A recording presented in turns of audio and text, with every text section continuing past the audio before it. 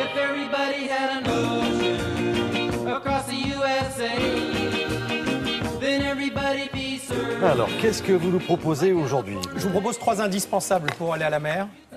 Si vous aimez la mer, si vous aimez aller nager, faire de la planche à voile ou même faire du bateau, on est allé tester du côté d'Hendaye des produits qui sont justement fabriqués par une société française qui est là-bas à Hendaye et qui a donc la mer juste au pied pour pouvoir tester ces produits. 3 produits plutôt rigolos. Le premier, c'est pour les enfants qui ont du mal avec un masque et un tuba, qui ont du mal à respirer, souffler, inspirer. Enfin, c'est un peu compliqué pour eux. Donc là, c'est carrément un masque qui leur permet de respirer et par le nez et par la bouche en même temps.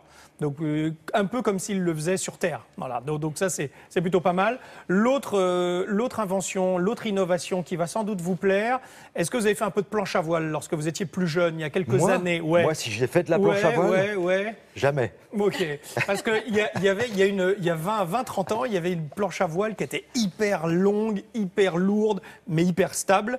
C'est un peu la planche à voile des papas, ou bientôt des papis. Et bien là, ils l'ont ressortie, mais gonflable.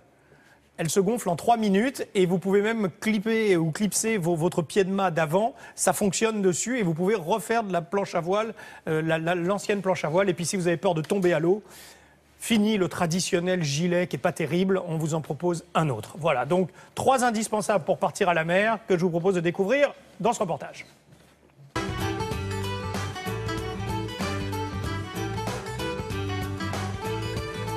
Le concept a été de fusionner une veste de voile avec un gilet d'aide à la flottabilité pour faire d'une veste un vêtement plus utile à la pratique qui permet de flotter si l'on bascule par-dessus bord.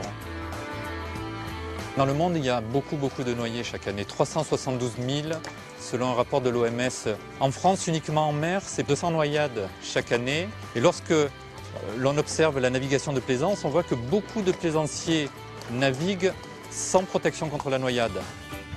Dans un gilet traditionnel, on a des pains de mousse monobloc qui sont assez volumineux et donc peu ergonomiques.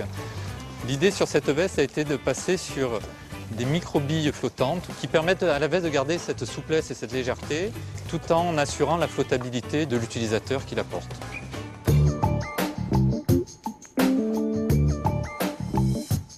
En fait, le masque EasyBreath a été conçu pour respirer naturellement par le nez ou par la bouche. On a fait une étude qui a montré en fait, que partout dans le monde, il y avait des gens qui n'arrivaient pas à utiliser un masque et un tuba normal. Parce qu'avec un tuba classique, il faut respirer tout le temps par la bouche, inspirer et expirer. Alors que naturellement, on inspire par le nez, on expire par la bouche. Ses fonctions principales, c'est d'avoir un champ de vision à 180 degrés. Il y a un système de circulation d'air. On inspire par le milieu du masque et on expire sur les côtés, ce qui fait qu'il n'y a pas d'apparition de buée dans le masque. Pour terminer, il y a un système anti-entrée d'eau qu'on appelle dry top en haut du tuba. C'est une petite bouée en fait, qui s'élève si jamais on met la tête sous l'eau, qui empêche d'avoir d'eau dans le masque.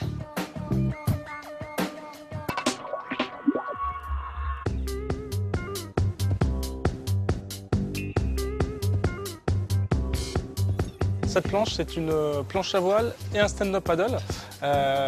C'est une planche à voile qui est compacte et gonflable. Donc elle se transporte dans un gros sac à dos.